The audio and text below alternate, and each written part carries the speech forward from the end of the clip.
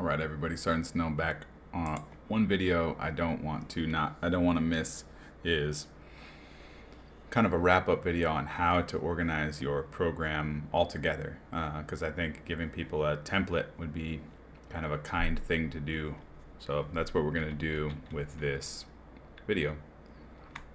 If you're asking yourself who are you to tell me how I should set up my program? I'm nobody. However, I did stay afloat having four programs at once, four pretty hefty programs at once, and I could not have done that without this. So we'll start here as, let's see, we'll do that. Give me just a second. We'll delete this passport section and then we should be good.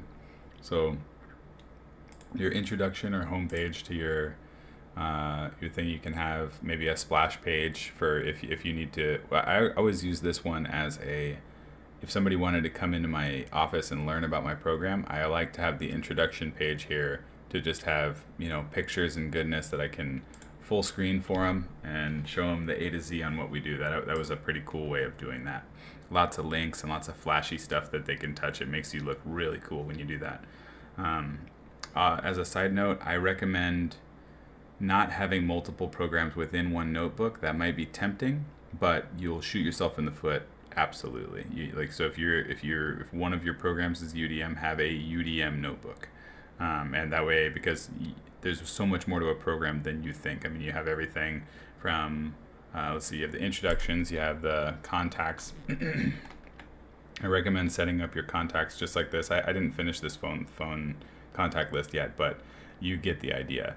The different bases that you work with, organize them by color, just a simple table.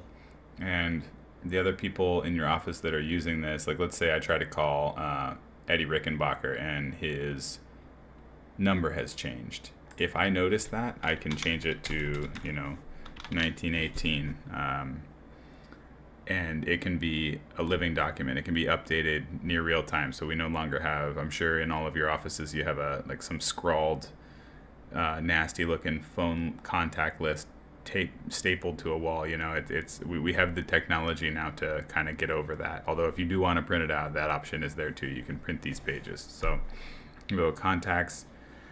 I usually like to do phone log as my next one, right next to contacts. It just seems to make sense. So you can make that kind of long. I forget, I think we did another video on it, but you can do your phone logs in here, and then you can have the same page template technique. So you can just make phone log, phone log, phone log, phone log. So you can have this one of forecast your phone logs for the entire year. That way your guys never have to recreate it on their own.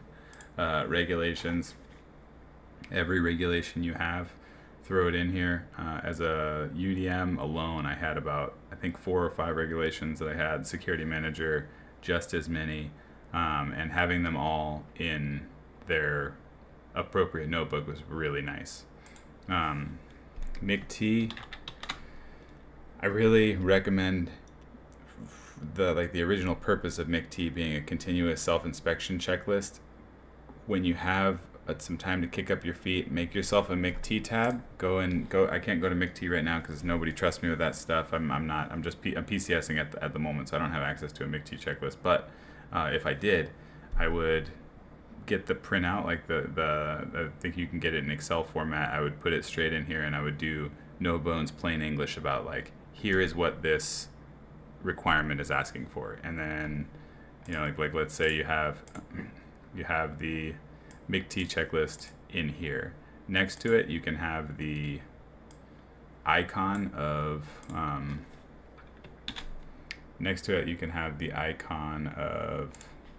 like, let's say this is the right document.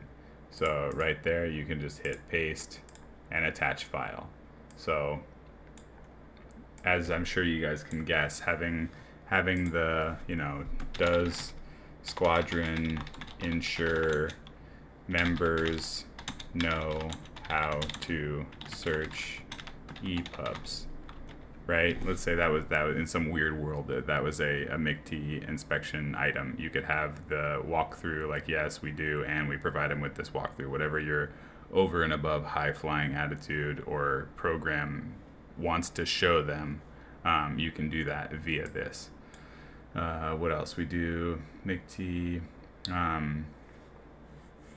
The most important page, I will never think anything's more important than the walkthroughs page. But as we talked earlier, like the walkthroughs that look like this are what you need. So cut and paste using Windows key plus Shift plus S, going like that, grays out the screen. You can clip it, go straight to your clipboard, and you can paste that in there. Your walkthroughs page should be like, here's a walkthrough for firing slots, and then here's a walkthrough for fulfilling or completing 2096s with like a, let's say this were a 2096, you could put it in there, sample file or a template email. You can also put template emails like in here, so all you have to do is double click and it'll pop open, and you just have to put in the customer's name and send them the forms that you need. Putting that all in here and having a walkthrough for every single one helps you out so much in the long run, because the alternative is having some scatterbrained like file like this of a whole bunch of this, right? And we don't want a whole bunch of this, because it's a pit of despair, and the customer service quality goes down. And it may seem silly that I'm railing on and on about customer service quality, but if you don't have the simplest tasks of your squadron figured out, how are you supposed to have the more complicated, how are you supposed to have the sanity and the energy to handle the more complicated ones, you know? So you gotta crawl before you can walk. So the walkthroughs one, past that, that's about all I had, to be honest with my, there was another one where in my UDM note, I had, of course, you know, the names of the deployer. So if I had, maybe Johnson was leaving, right? Staff Sergeant Johnson. All the names in here are incidental. These are not real people.